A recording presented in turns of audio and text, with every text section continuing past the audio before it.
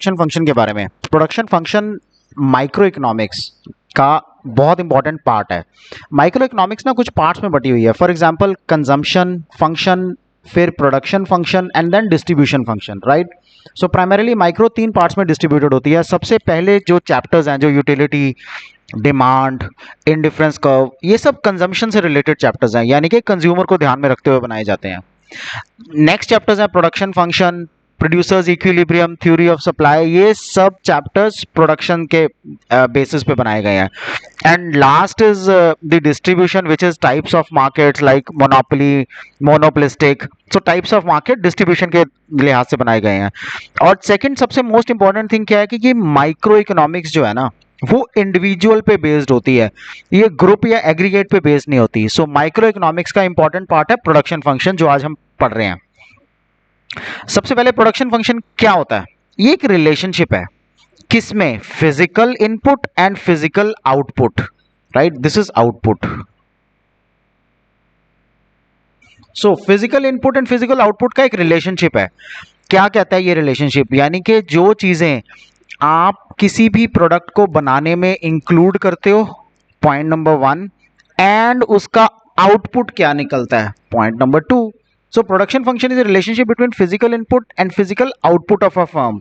सो हम क्या बोलते हैं? हम कहते हैं quantity is a function of, और output is a function of x1 and x2. So I can also say it is a function of labor and capital.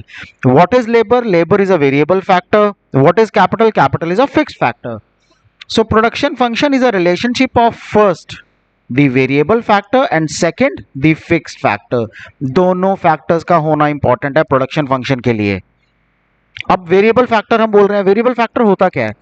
ये वो फैक्टर है that keeps on changing with the change in production short run में। सो जैसे जैसे आज आपने 10 units a day बनाया, सो मान लो आपने 5 लेबर एम्प्लॉय की है, कल आप 20 यूनिट्स अ डे बनाना चाहते हो तो आपको लेबर बढ़ानी पड़ेगी, maybe 6, 7, 8, 9, 10, 11, 12। So you have to increase the labour, you have to increase the raw material. This is variable factor. वो फैक्टर जो चेंज होता रहता है with the change in production in the short run में। Fixed factor, short run की बात कर रहे हैं। फिक्स्ड फैक्टर सिर्फ और सिर्फ शॉर्ट रन में होता है, लॉन्ग रन में कोई भी फैक्टर फिक्स नहीं होता। सो फिक्स्ड फैक्टर वो फैक्टर है जिसको आप शॉर्ट रन में चेंज नहीं कर सकते। फॉर एग्जांपल, अभी मैंने एग्जांपल दिया आपको कि 10 यूनिट्स अ डे बना रहे हो, you are employing 5 labour and 1 machine. in a week's time you want to manufacture 20 units a day. You cannot increase the machine in a week's time. आपको quotations लेने में, search करने में ही 1 हफ्ते से ज़्यादा लग जाएगा, लेकिन आपको तो चाहिए। सो आप सिर्फ लेबर एम्प्लॉय कर सकते हो उस केस में, which is variable factor. Fix factor वो है जो शॉर्ट रन में चेंज नहीं हो सकता। सो फिक्स फैक्टर क्या है? Such factor that can not be change in the short run, they do not vary directly with the output. Output बढ़ानी है, फिक्स फैक्टर बढ़ा दो, आउटपुट घटानी है, फिक्स फैक्टर घटा दो, ऐसा नहीं चलता। Fixed factor capital, land, plant and machinery एक बार ले ली तो ले ली, राइट। सो शॉर्ट रन में ऐसा नहीं होता। What is short period? Short period refers to the period of time in which a firm cannot change some of its factors. अभी हमने डिस्कस किया ना variable factor and fixed factor. So short period क्या है? Short period एक वो time period है जिसमें कुछ फैक्टर्स फिक्स्ड रहते हैं, कुछ फैक्टर्स वेरिएबल रहते हैं, राइट। सो शॉर्ट पीरियड में few factor remains fixed and few factors remain variable. Since the time period is short, come time period है, so fixed factors cannot be changed. So the production increases or decreases due to the increase or decrease in the variable factor. Variable factor के increase या decrease होने पर production increase या decrease करती है। Long period क्या होता है? Long period refers to that time period जिसमें a firm can change all its factors. किसी भी फर्म के सारे फैक्टर्स लॉन्ग पीरियड में चेंज हो सकते हैं। सो कोई भी फैक्टर इसमें फिक्स्ड नहीं होता। It is a time period when supplies can adjust itself to the changes in demand. जितनी भी आपकी सप्लाईज हैं वो चेंज इन डिमांड के साथ अपने आप को एडजस्ट कर लेती हैं, which means no factor is a fixed factor. सारे के सारे फैक्टर्स आप चेंज कर सकते हो लॉन्ग पीरियड ऑफ टाइम में। शॉर्ट रन प्रोडक्शन फंक्शन क्या है? Law of returns to a factor, right. So short run ये वो पीरियड है जिसमें application of one factor is varied while all the other factors are kept constant. So इसका मतलब है कि एक फैक्टर वेरिएबल होता है, एक फैक्टर फिक्स्ड होता है, मिनिमम, राइट?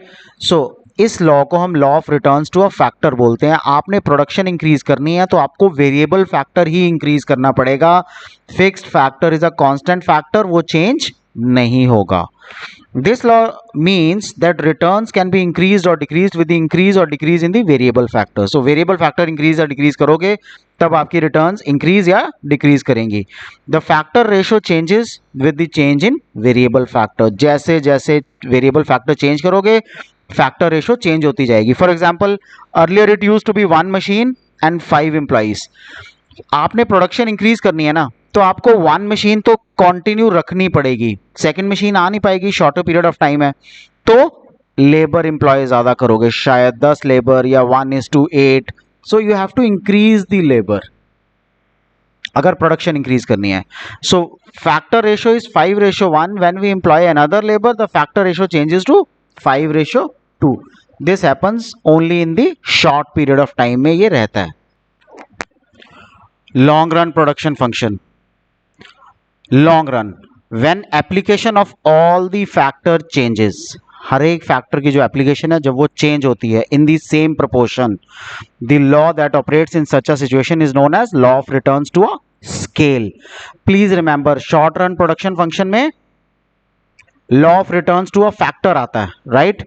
और लॉन्ग रन प्रोडक्शन फंक्शन में law of returns to a scale आता है। Okay, so when application of all the factor changes, यानी कि वेरिएबल फैक्टर, फिक्स्ड फैक्टर सब चेंज कर सकते हो। जब आप फिक्स फैक्टर को चेंज कर सकते हो ना, तो हम आपको उसको फिक्स्ड फैक्टर नहीं कहते, हम उसको वेरिएबल फैक्टर ही कहते हैं, राइट? सो लॉन्ग रन में no factor is a fixed factor, all the factors are variable factors.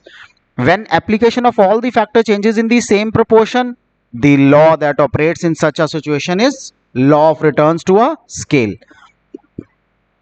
In this law, nothing remains as fixed factor, क्योंकि due to the long time period, all the factors become variable. सारे के सारे factors variable बन जाते हैं, कोई भी factor fixed नहीं रहता। There are 3 aspects of returns to a scale. कौन कौन से? Increasing returns to a scale, decreasing returns to a scale and constant returns to a scale. सबसे पहले increasing returns to a scale क्या होता है? इंक्रीजिंग रिटर्न्स यानी कि आपने एक फैक्टर, रिमेंबर हम लोग लॉन्ग रन की बात कर रहे हैं, okay? We are talking of long run production function. So इसमें कोई भी फिक्स नहीं है। सो आपने एक फैक्टर इंक्रीज किया, all the factors are variable. So यहां पे हम अगर बोलें या ना बोले, हम वेरिएबल फैक्टर की ही बात कर रहे हैं। सो हमने एक भी फैक्टर जब इंक्रीज किया, उससे क्या होगा? जब हमने एक भी फैक्टर इंक्रीज किया, उससे हमें increasing returns to a scale आ सकती है। For example, it occurs when increase in output is proportionately greater, जो हमारी आउटपुट है वो ग्रेटर होगी देन इनपुट। आपने 5 लेबर और एक मशीन जो भी था, आप उससे काम कर रहे थे, आपने लेबर भी इंक्रीज कर दी, 10 कर दी, और मशीन भी इंक्रीज कर दी 2, राइट? उससे होगा क्या? यूनिट्स ऑफ आउटपुट 100 से 200 होना चाहिए था, बिकॉज आपने डबल किया। यूनिट्स ऑफ लेबर 5 से 10, which means it is doubled. Units of capital 1 से 2, which means it is also doubled. So what have you done? You should have doubled the production. Units of output आपका 100 से 200 होना चाहिए था, but अब units of production क्या है आपका? 100 से 220, which is more than double. So आपके जो factor ratio है वो output को more than double कर दिया। So क्या कहता है इसमें? Factor ratio constant है, 5 लेबर 1 कैपिटल। जब हम एल एंड के को डबल करते हैं, एल मीन्स लेबर, के मीन्स कैपिटल, दोनों को हमने डबल कर दिया, इंक्रीज बाय 100%।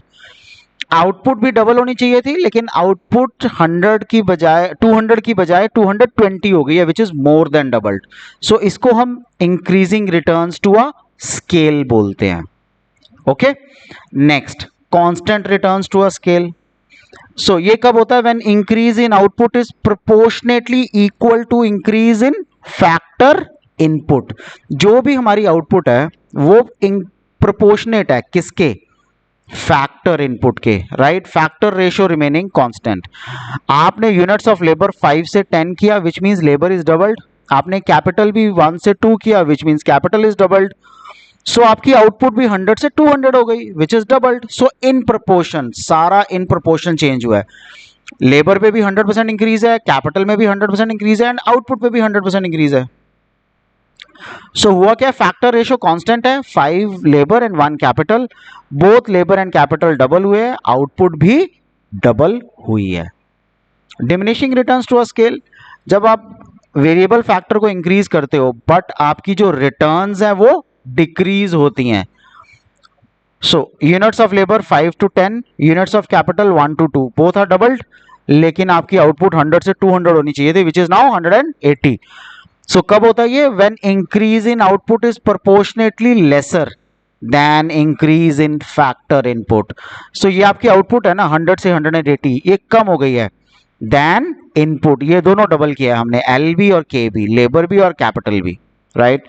सो इस केस में क्या हुआ, factor ratio is constant, 5 labour 1 capital, L and के डबल हो गया, लेबर एंड कैपिटल डबल हो गई है, लेकिन output is less than doubled. So returns to a scale में 3-4 चीजों का ध्यान रखना है। पहली, ये लॉन्ग रन के केस में होती है रिटर्न्स टू अ स्केल। दूसरी, increasing returns to a scale होता है, constant returns to a scale होता है, या diminishing returns to a scale होता है, राइट। हमारा नेक्स्ट टॉपिक है फिजिकल प्रोडक्ट। अब फिजिकल प्रोडक्ट क्या होता है, physical product refers to the production जो हम मेजर करते हैं in terms of physical units of commodity produced. So physical product वो प्रोडक्ट है विच रेफर्स टू द प्रोडक्शन जो हम मेजर करते हैं in terms of physical units of the commodity produced, जो हमने physical units of the commodity में बनाया है। सो हम फिजिकल यूनिट में उसको मेजर करते हैं, रुपी की यूनिट में हम मेजर नहीं करते। फॉर एग्जाम्पल 1000 शर्ट्स, ये एक फिजिकल प्रोडक्ट है, सो नंबर में, राइट। लेकिन production of shirts worth rupees 10,000 is not a physical product, उसको हम रेवेन्यू प्रोडक्ट कहते हैं। ओके, सो रेवेन्यू प्रोडक्ट, जब रुपीज आ जाते हैं बीच में तो रेवेन्यू बन गया, जब नंबर्स है तो फिजिकल प्रोडक्ट है। सो फिजिकल प्रोडक्ट के केस में हम टोटल प्रोडक्ट को टोटल फिजिकल प्रोडक्ट बोलते हैं, एवरेज प्रोडक्ट को एवरेज फिजिकल प्रोडक्ट बोलते हैं, मार्जिनल प्रोडक्ट को मार्जिनल फिजिकल प्रोडक्ट बोलते हैं। तीनों को एक एक करके हम एक्सप्लेन करते हैं, टीपी एपी एमपी होता क्या है। सबसे पहले टोटल प्रोडक्ट। टोटल प्रोडक्ट क्या होता है, it refers to the total volume of goods and services which are produced by the firm with the given input during a specified period of time. किसी भी एक पर्टिकुलर पीरियड ऑफ टाइम में जो आप produce कर रहे हो, right, जितनी आउटपुट आप प्रोड्यूस कर रहे हो, जितने भी इनपुट लगाए उसके बाद, उसको हम टोटल प्रोडक्ट कहते हैं। बट ये भी पीरियड ऑफ टाइम में ही मेजर होता है। शॉर्ट पीरियड, शॉर्ट पीरियड क्या होता है, शॉर्ट पीरियड वो टाइम पीरियड है जिसमें total product can be increased, आप प्रोडक्ट को इंक्रीज कर सकते हो only by increasing the variable factors short period में, and the fixed factors remain fixed, उनको आप चेंज नहीं कर सकते।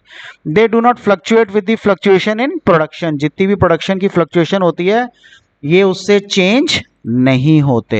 However total product can be increase up to a particular point, किसी भी एक पर्टिकुलर पॉइंट तक टोटल प्रोडक्ट इंक्रीज होता है, only because after that point total product starts decreasing, उस पॉइंट के बाद टोटल प्रोडक्ट डिक्रीज होना शुरू हो जाता है।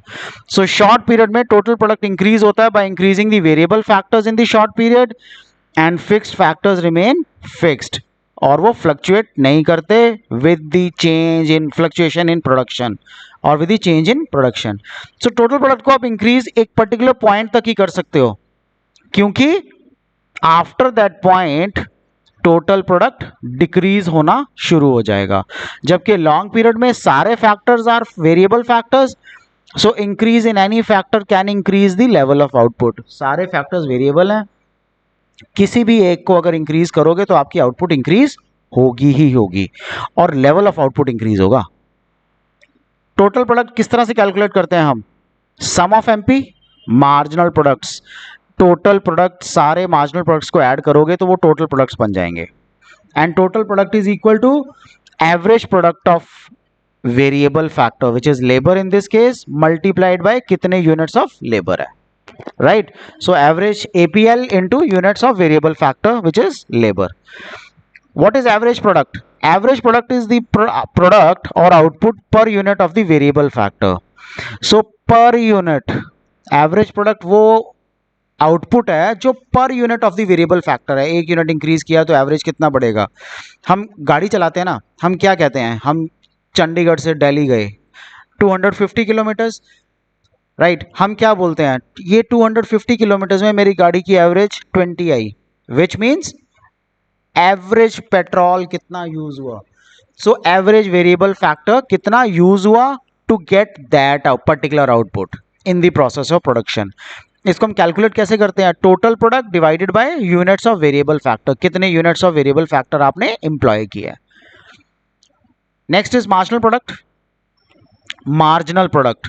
सो मार्जिनल प्रोडक्ट क्या होता है, it is the addition to the total product. जो भी आपने टोटल प्रोडक्ट बनाया है उससे अगली कंजम्पशन, अगला यूनिट ऑफ लेबर एम्प्लॉय करके कितना बना, इसको हम मार्जिनल प्रोडक्ट कहते हैं. सो मैं ये बोल सकता हूं total product n minus total product n minus 1.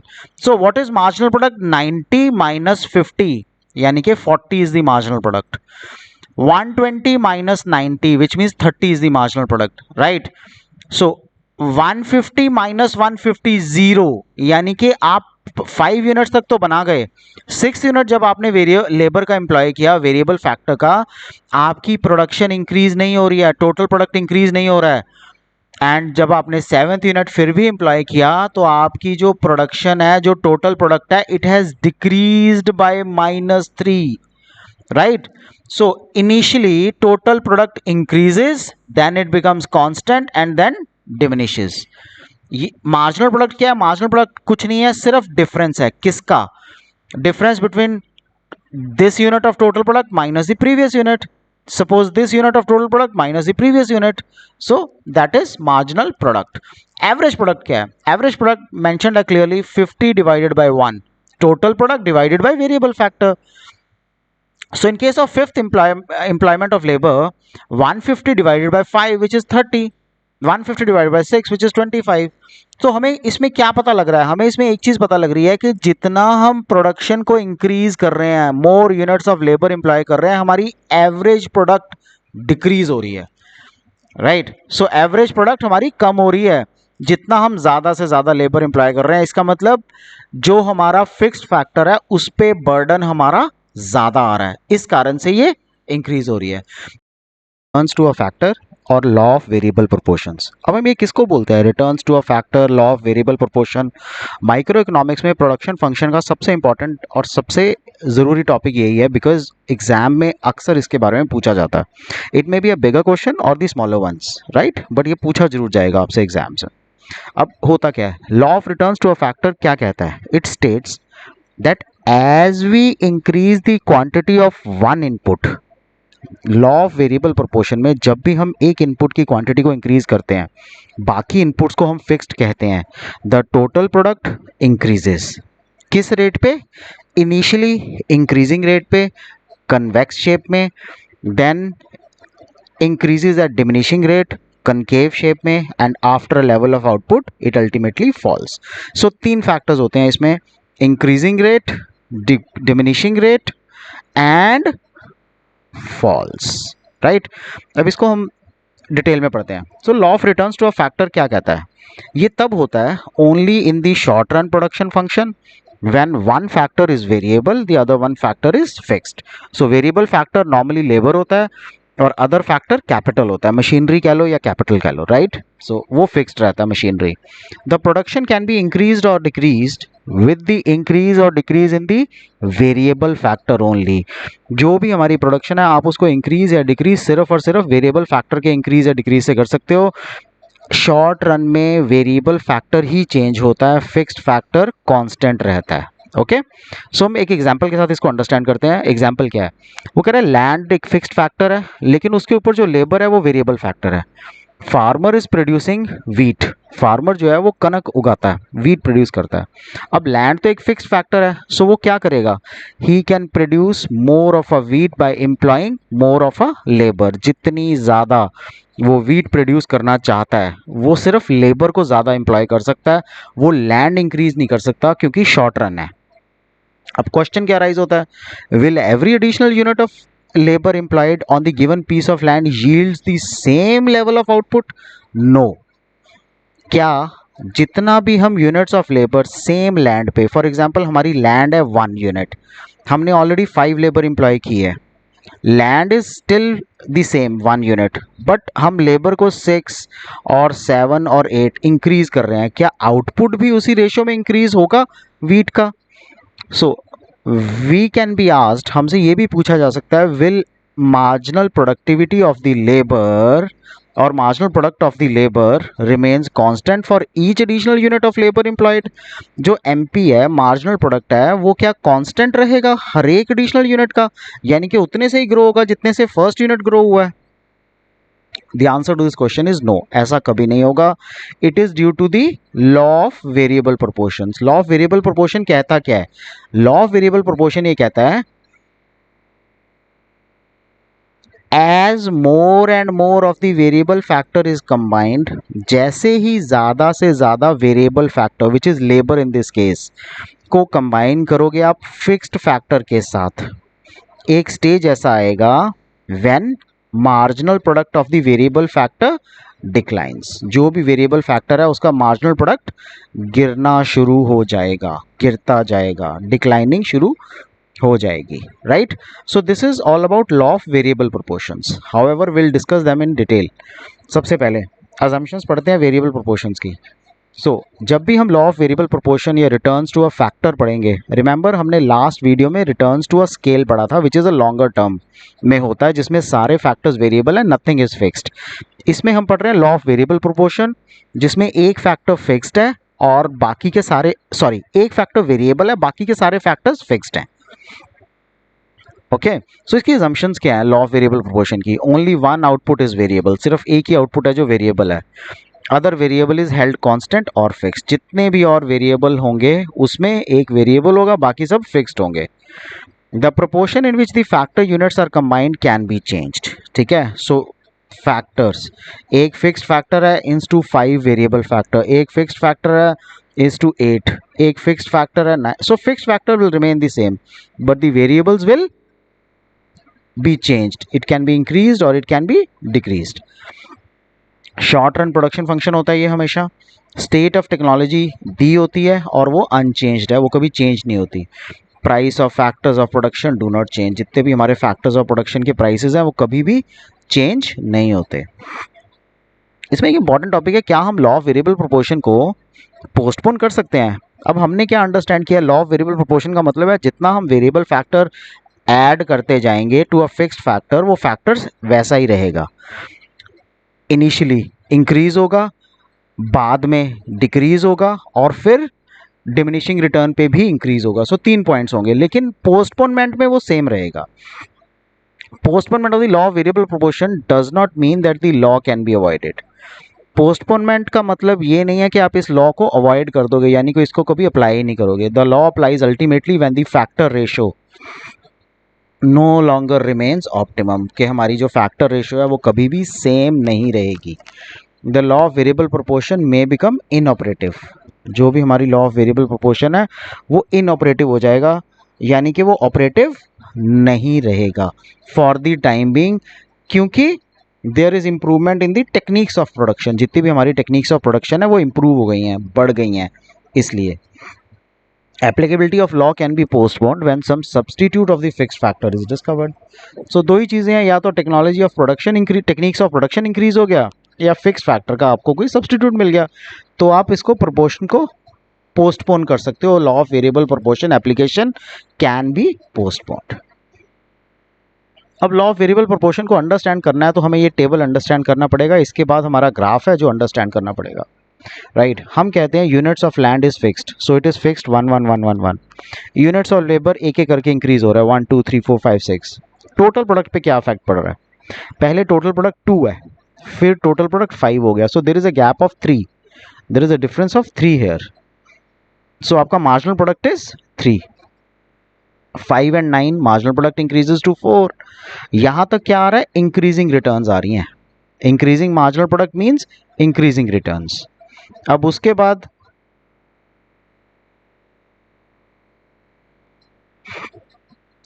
From the fourth unit of employment of labor the marginal product starts declining. 4 के बाद 3 रह गया क्योंकि टोटल प्रोडक्ट 9 से 12 हो गया विच इज डिफरेंस ऑफ 3. पहले डिफरेंस ऑफ 4 था 9 minus 5. 12 minus 9 is 3, then 2, then 1, and then there is no difference, so it is marginal product is 0 here. What does this show? This shows that though total product is positive but marginal product is again positive but declining. So total product increases but at a decreasing rate. Total product में कोई problem नहीं है, 9 से 12 हो गया, increase हो रहा है ना, 12 से 14 हो गया, 14 से 15 हो गया, बट लोअर रेट पे इंक्रीज हो रहा है 15 से 14, which means negative returns. So now negative MP means negative returns to a factor. So these are the points that are mentioned here. When MP is increasing from 2 to 3, now MP is increasing from 2, marginal product 2 से 3 हो रहा है, right? Total product then to 4, then total product is increasing. So first instance में that is why we have written increasing returns. When MP is decreasing from 4 to 3 to 2 to 1 to 0, then TP is increasing at decreasing rate, and when MP is 0 here, then total product has no addition, right? And TP is maximum when MP is 0. सबसे ज़्यादा जब MP 0 है TP तभी होता है 15, 15. When MP is negative, TP starts declining. When the MP falls to -1, TP also started to decline. So total product decline हो जाता है. इसी तरह AP है. Average product is increasing till 3 units of labor. This is AP. So 3 units of labor it is increasing, 2, 2.5 and 3. It stagnates when 4 units of labor are employed and thereafter starts diminishing. So when we employ 4 units of labor, it stagnate हो जाता है, 3 से 3 रहता है. However, it never goes negative. AP can never be negative, right? So since AP is a relationship of TP to labor and TP can never be negative. So TP कभी भी negative नहीं हो सकता. So इसी table को अब हम curves के साथ एक्सप्लेन करेंगे. सो कर्व जब हम बनाते हैं तो ये टीपी का कर्व है टोटल प्रोडक्ट का. 3 स्टेजेस बनती हैं इसमें, stage 1, stage 2 and stage 3. Stage 1 में एक पॉइंट के है which is point of inflection. Then there is a point T जिसके बाद वो फॉल होना शुरू होता है, राइट? इसी तरह हम एपी और एमपी का ग्राफ बनाते हैं. एमपी का ग्राफ ऊपर चल रहा है जब तक टीपी का पॉइंट ऑफ इन्फ्लेक्शन नहीं आता, पॉइंट के नहीं आता, तब तक एमपी का ग्राफ ऊपर जाएगा. उसके बाद एमपी पॉजिटिव रहेगा till it reaches 0, but total product increase जरूर करेगा at decreasing rate. Stage 2 total product की यही दिखाती है, एंड स्टेज 3 दिखाती है कि एमपी नेगेटिव हो गया है, राइट? और एपी क्या है? एपी जब तक एमपी से टकराता नहीं है तब तक वो इंक्रीज करता है. जब वो एमपी से टकरा देता है एट दिस पॉइंट ए, उसके बाद वो फॉल करना शुरू हो जाता है, बट एपी कभी भी नेगेटिव नहीं होगा, राइट? सो यही बताता है. पॉइंट ऑफ इन्फ्लेक्शन क्या है? ये पॉइंट है जहां पे the slope of TP changes. अब आप ध्यान से देखोगे ना तो ये पॉइंट के है. पॉइंट के पे टीपी की स्लोप चेंज हो जाती है. पहले टीपी इंक्रीजिंग रिटर्न्स देता है, उसके बाद increases eight decreasing rate. So till this point k, TP has been increasing at increasing rate. From this point TP does increase तो करता है but decreasing rate पे. It is a point which coincides with the end of stage 1 production. So MP stops increasing beyond this point. इसके बाद MP जो है वो increase करना बंद कर देता है. MP starts decreasing from this point. So ये जो point है ना, इसके बाद MP, ये K पॉइंट है TP में और ये हाईएस्ट पॉइंट है, राइट? इसके बाद MP डिक्रीज करना शुरू कर देता है. हाउएवर वो कुछ टाइम तक पॉजिटिव रहता है. TP कर्व में K is the point of inflection. So दोनों कर्व्स क्या बताते हैं? Stage 1 between O to K on the curve TP. So O to K TP curve में what does it show? In this zone MP is increasing, TP is also increasing at the increasing rate. So O to K on TP curve. So MP is यहाँ से यहाँ तक stage 1 में है तो वो increase कर रहा है. इसी कारण से TP भी इंक्रीजिंग रेट पे इंक्रीज कर रहा है. स्टेज 2 क्या कहता है? K to T. In this stage MP is decreasing and TP is increasing at decreasing rate. K to T. MP increase कर रहा है, TP भी डिक्रीजिंग रेट पे इंक्रीज कर रहा है. So this is K. And this is T, right. So K से T तक स्टेज 2 आती है एमपी की। स्टेज 2 एमपी की क्या कहती है, एंड टीपी की स्टेज 2 क्या कहती है, दैट एमपी टॉप पॉइंट पे जाके फिर नीचे गिरना शुरू हो गया, हालांकि वो पॉजिटिव है स्टेज 2 में। It means total product increase करेगा but it will increase at a decreasing rate. Then comes stage 3. Stage 3, beyond point T, in this stage TP starts declining, MP negative। MP negative हो गया stage 3 में, and TP भी T के बाद decline होना शुरू हो गया है, right. So this is stage 3। अब पॉइंट के क्या है, पॉइंट ऑफ इन्फ्लेक्शन, जिस तक टीपी जो है stops increasing at an increasing rate, वहां तक टीपी जो है वो इंक्रीज कर रहा था इंक्रीजिंग रेट पे, instead starts increasing at a decreasing rate पे, उसके बाद इंक्रीज करना शुरू कर देता है, राइट। इसी तरह एपी क्या है, AP increases as long as MP is greater than AP till point A where AP is at it stop. So AP कहाँ तक इंक्रीज कर रहा है, एपी यहाँ से लेके यहाँ तक इंक्रीज कर रहा है जहाँ तक वो एमपी को टच नहीं करता। जब वो एमपी को टच करता है उसके बाद एपी डिक्लाइन होना शुरू हो जाता है। जब MP is less than AP, that is beyond point A, AP is at its top, AP is maximum when MP is, so average product A पे maximum होगा, उसके बाद AP डिक्लाइन कर रहा है, MP उससे ज़्यादा डिक्लाइन कर रहा है, स्टीपर डिक्लाइन है MP का, राइट। सो AP हमेशा पॉजिटिव जरूर रहेगा। अब एक्सप्लेनेशन है सारे के सारे फेजेस की। हमने स्टेज 1 पढ़ा, increasing returns to a scale आता है लॉन्ग रन में, but increasing returns to a factor आता है लॉ ऑफ वेरिएबल प्रोपोर्शंस में, राइट। सो मैं साथ साथ आपको डिफरेंस बता रहा हूँ। So it is called the stages of increasing returns. Total product increases at an increasing rate, convex shape होता है अप टू अ पॉइंट के। सो हमारा ग्राफ क्या बनता है, मैं यहाँ पे एक छोटा सा ग्राफ आपकी नॉलेज के लिए बना देता हूँ। So something like this. So ये पॉइंट हमारा के था, कन्वेक्स शेप होता है up to a point K, the MP increases and reaches its highest point. इसमें एमपी जो है ना, एमपी भी इंक्रीज करके हाईएस्ट पॉइंट, बस यहाँ पे इसके बाद एमपी ने नीचे ही गिरना है सिर्फ, which is vertically down two point के। ये देखो चार्ट में ना, कर्व में ये रहा, ये पॉइंट के है और ये हाईएस्ट पॉइंट है एमपी का, ठीक है। ये हाईएस्ट पॉइंट एमपी का है, ये पॉइंट के है, सो वर्टिकली डाउन। उसके बाद वो नीचे गिरेगा सिर्फ MP. Okay, the point is called point of inflection. So instead of stopping its production, the firm will continue employing its additional units of a variable factor. So इस point of time पे, ये point of inflection है, इस point of time पे firm क्या करती है, firm को increasing return आ रही है, तो firm ये चाहती है कि हम ज़्यादा से ज़्यादा प्रोडक्शन इंक्रीज करें। जितनी हम प्रोडक्शन इंक्रीज करेंगे, एडिशनल यूनिट लगाएंगे, वेरिएबल फैक्टर के थ्रू ही पॉसिबल है, फिक्स फैक्टर को वो इंक्रीज नहीं कर सकते। अब कॉजेज क्या है increasing returns to a factor के, सबसे पहला full utilisation of fix factor, क्योंकि हमने अभी अभी फिक्स फैक्टर लगाया है, उसका कॉरस्पॉन्डिंग टू वेरिएबल फैक्टर अभी उतना इंक्रीज नहीं हुआ, इस कारण से। फॉर एग्जांपल मैंने अभी एक फिक्स फैक्टर लैंड यूज़ किया, लेकिन उस पर मैं सिर्फ 3 लेबर एम्प्लॉय कर पाया हूँ, लेकिन वो लैंड है 1 एकड़ की जिसपे करीबन 7 लेबर चल सकती है। सो मैं 3 के बाद 4 लेबर, 5 लेबर, 6 लेबर, 7 लेबर लगाऊंगा, अब वो ऑप्टिमम स्पेस आई है, right? So initially fixed factor remains underutilized. To utilize it fully we have to increase the variable factor, labor को हमें और ज़्यादा employ करना पड़ेगा। Additional units of variable factor add more and more to the total output को ज़्यादा से ज़्यादा जितना हम variable factor add करेंगे उतनी total output increase करेगी, so marginal product जो है वो increasing returns देगा, MP increase करेगा। एफिशिएंसी ऑफ वेरिएबल फैक्टर, क्योंकि ज़्यादा से ज़्यादा वेरिएबल फैक्टर हम कॉज करते हैं, डिवीजन ऑफ लेबर होती है इससे। It means when we employ more than 1 person as a labour and since everyone does the work in which they are specialised, the efficiency of labour is increased. So division of labour हो रहा है ना इस case में। Suppose एक field है, एक field में कोई बंदा है जो सुबह शाम पानी दे सकता है, कोई बंदा है जिसको सीड्स कितनी डिस्टेंस पे सो इन करने हैं, लगाने हैं, बीज जो बोने हैं, राइट, धरती में गाड़ने हैं, वो बीज कितनी डिस्टेंस पे होने चाहिए उसको पता है। किसी बंदे को फसल पे कीड़ा लगने से पहले का पता है, कि कैसे पेस्टिसाइड्स स्प्रे करने हैं वो पता है। सो डिवीजन ऑफ लेबर हो गई है, right. Because of this division of labour variable factor की एफिशिएंसी इंक्रीज हो गई है।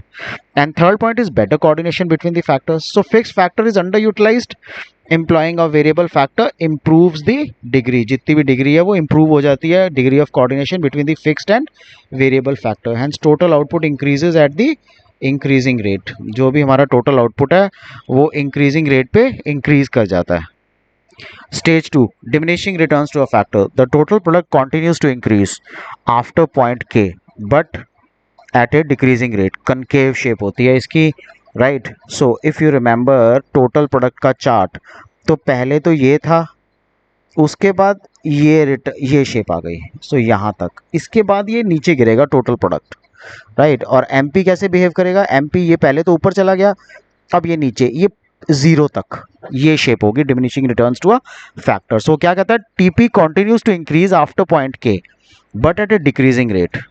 इंक्रीज तो करेगा but decreasing rate.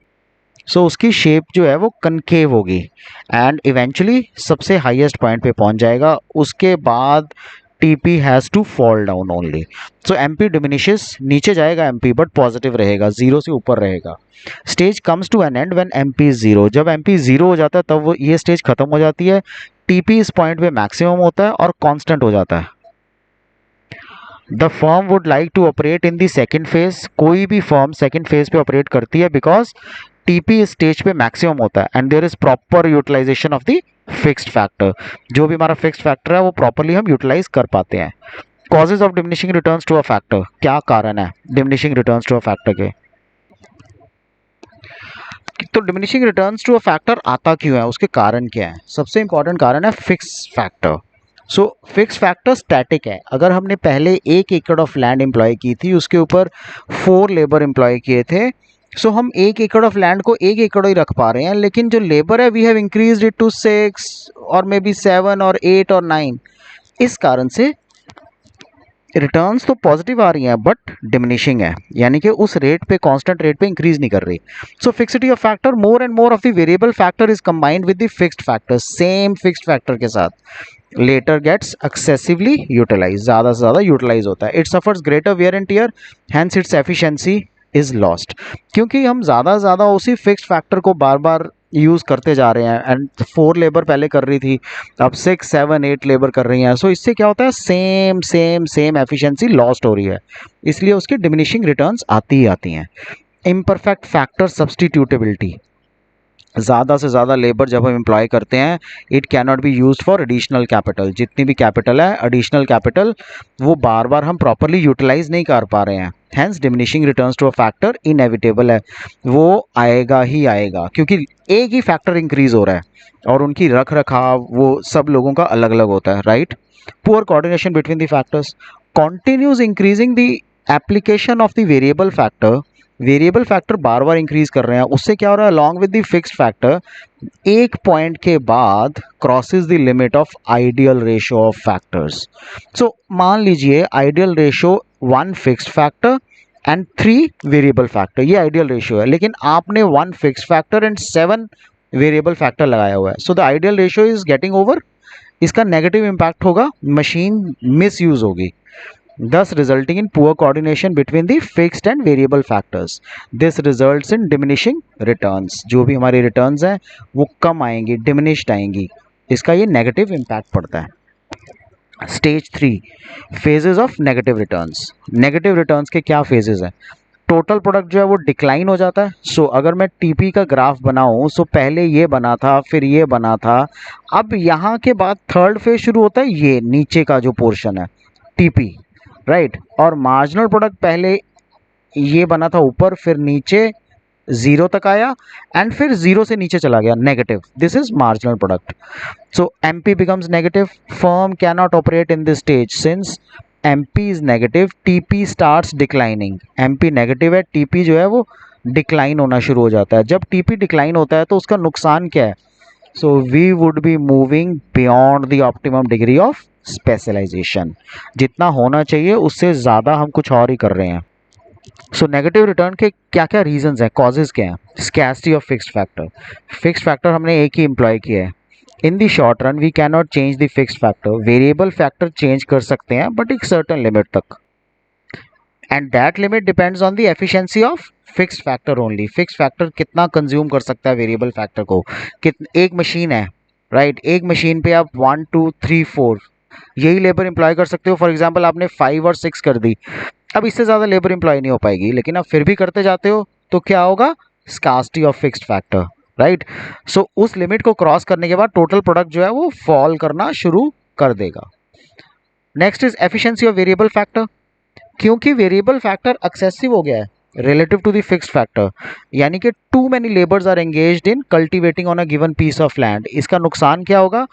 Instead of a help in production they cause over crowding and कयास, इससे ओवर क्राउडिंग होगा, इससे कयास होगा, hence each others work get hampered, हर एक आदमी का काम अफेक्ट होगा, दस marginal return becomes negative and total return start diminishing. So marginal return जितने भी हैं वो नेगेटिव हो जाएंगे और टोटल रिटर्न डिमिनिश हो जाएंगे। Efficiency of fixed factor falls. Too much of a variable factor leads to the inefficiency of the fixed factor. जो भी वेरिएबल फैक्टर होगा it leads to inefficiency of the fixed factor. अगर आप ज़्यादा से ज़्यादा एक लेबर एम्प्लॉय करनी चाहिए आपको एक मशीन पे, राइट, लेकिन आपने एक लेबर की बजाय 5 लेबर एम्प्लॉय कर दिया, इससे क्या होगा? This may cause lot of wear and tear of a machine, बहुत ज़्यादा नुकसान हो जाएगा, हर बंदा अपनी तरह से मशीन को फुलर यूटिलाइजेशन करने की कोशिश करेगा, राइट। सो इस कारण से जो रिटर्न्स हैं वो थर्ड स्टेज में डिमिनिश आती हैं। अब वगैरह डिमिनिशिंग मार्जिनल रिटर्न्स होती क्या है? When we apply more and more units of a variable factor to a given quantity of fixed factor, fixed factor limited है, वो चेंज नहीं हो सकता क्योंकि हम शॉर्ट रन की बात कर रहे हैं, लेकिन वेरिएबल फैक्टर को हम इंक्रीज करते जा रहे हैं, इंक्रीज करते जा रहे हैं, इंक्रीज करते जा रहे हैं। टोटल प्रोडक्ट इनिशियली इंक्रीज करेगा इंक्रीजिंग रेट पर, but later on it will start increasing at a diminishing rate and marginal product MP गिरना शुरू हो जाएगा। इसको हम law of diminishing marginal returns बोलते हैं, right. I hope law of variable proportion, law of returns to a factor is completely clear to you. In the previous slide we discussed about law of returns to a scale. Now let's understand the relation once again between TP and MP, then MP and AP. सबसे पहले TP MP की बात करते हैं। So हमारा जो table है वो सेम रहेगा, fixed factor 1 1 1 1 1, so we cannot employ more of a fixed factor because this is a short run period. Then there is variable factor, so variable factor keeps on increasing one after the other, 0 1 2 3 4 5 6 7 8, right? Now total product 0 6 20 48 72 80 84. Now up to 80 it was increasing, up to 84 it is increasing, then 84, again 84 in the seventh employment of labor. Then what happens is the total product remains constant, and while we employ the eighth unit the total product falls. Now the increasing has a two stories, one increasing at increasing rate, second is increasing at diminishing rate, and third stage is falls when TP falls. Let's understand the relationship first. So MP is increasing, TP also increases at an increasing rate. This is the stage, MP is increasing, right? So when MP is increasing, the TP is also increasing till this point. When it is increasing at an increasing rate, this is point of inflection, we have already studied. Second is MP starts diminishing. Now this is marginal product. Once it reaches the point of inflection of TP, it starts diminishing, but it is positive till MP is 0. So TP also increases, but now TP is increasing at a diminishing rate. When MP is 0, after this MP becomes 0, negative. So when MP is 0, TP is maximum. There is no additions to TP. This is MP is 0, so this is maximum TP. इसके बाद TP में कुछ भी add नहीं हो रहा है. TP is maximum. When MP is negative, TP starts declining. So 0 के बाद MP नेगेटिव होना शुरू हो जाता है, तो TP भी ये नीचे गिरना शुरू हो जाता है, right? So from this point TP starts falling. Okay, so this is the relationship between TP and MP. Now what is the relationship between AP and MP? Now while we discuss about AP and MP, we will read only this graph, the second one. We say AP increases so long as MP is greater than AP. Now this is MP is increasing at a higher rate, AP is increasing at a lower rate, but AP is increasing till MP and AP are meeting. यानी कि जब तक MP और AP equal नहीं होते उससे पहले पहले MP बढ़ेगा, हमेशा ये बढ़ रहा है MP, एंड AP ये फॉल डाउन है, नीचे है, बट इंक्रीज कर रहा है AP भी. AP डिक्रीजेस, AP कब डिक्रीज करेगा? When MP is lesser than AP. So AP बढ़ेगा, but at a AP will always increase at an decreasing rate. कब? जब एमपी एपी से नीचे है। AP is maximum when AP is equal to MP। जब ये A point है, A point पे जब AP एंड MP बराबर होंगे तो AP मैक्सिमम रहेगा। Okay, MP curve cuts AP at its top.